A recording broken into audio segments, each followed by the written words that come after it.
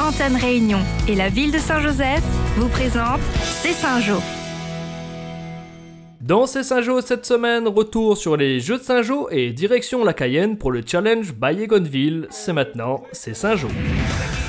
Le gymnase Henri Ganowski a tremblé toute une semaine. Du 17 au 21 juillet, tous les quartiers de la ville se sont affrontés lors des Jeux de Saint-Jo. 40% des animations ont été remaniées pour le plus grand bonheur de nos jeunes sportifs. Cette année, une petite surprise a été faite au public. La petite nouveauté, je dirais, c'est que nous aurons le plaisir d'accueillir une délégation de la ville de la Possession pour une rencontre amicale dans le cadre d'un échange. En fait, l'année dernière, ils nous ont reçus chez eux. Donc cette année, ça allait de soi qu'à notre tour, on puisse les recevoir chez nous comme il se doit. Un événement qui s'exporte et devient intercommunal, ça promet du beau spectacle. En attendant, l'édition 2018 a vu l'équipe de Cayenne Butor-Léqué se hisser tout en haut du podium. Les Jeux demandent toute une organisation, mais la maison des associations est désormais rompue à l'exercice. Il faut savoir que les Jeux de Saint-Jo se préparent 3 mois avant l'événement. Voilà, donc ça mobilise quand même une vingtaine de bénévoles. Et merci à eux, du suivi des équipes, à l'arbitrage, en passant par la restauration, rien ne serait possible sans ces petites mains. Un événement réussi, jeux, mini-jeux, défilés associatifs, concerts, on a hâte d'être à la prochaine édition.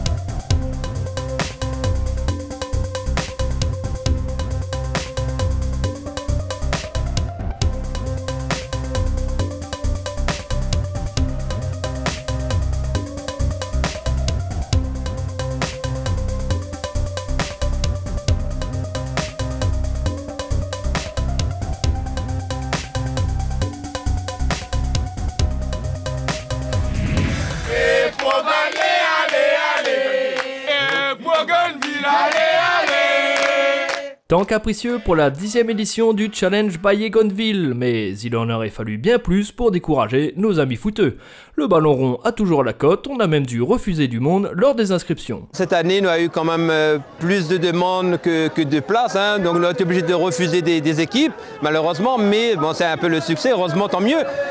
Après, c'est des gens un peu partout, nous avons des gens petits, de la Crète, après c'est du quartier, hein, c'est des gens un peu partout qui viennent. 12 équipes se sont disputées la victoire et même s'ils n'avaient jamais dépassé l'étape des quarts de finale jusque-là, ce sont les Whalers qui l'ont emporté face aux déconneurs. Un challenge sous le signe du fair play, de la bonne humeur, mais aussi de la nostalgie. Pour nous, venir là une fois par an, c'est aussi ne pas oublier nos défunts. C'est vrai qu'il s'agit de Thierry et d'Alexandre, c'est vrai, mais ça fait partie de la famille.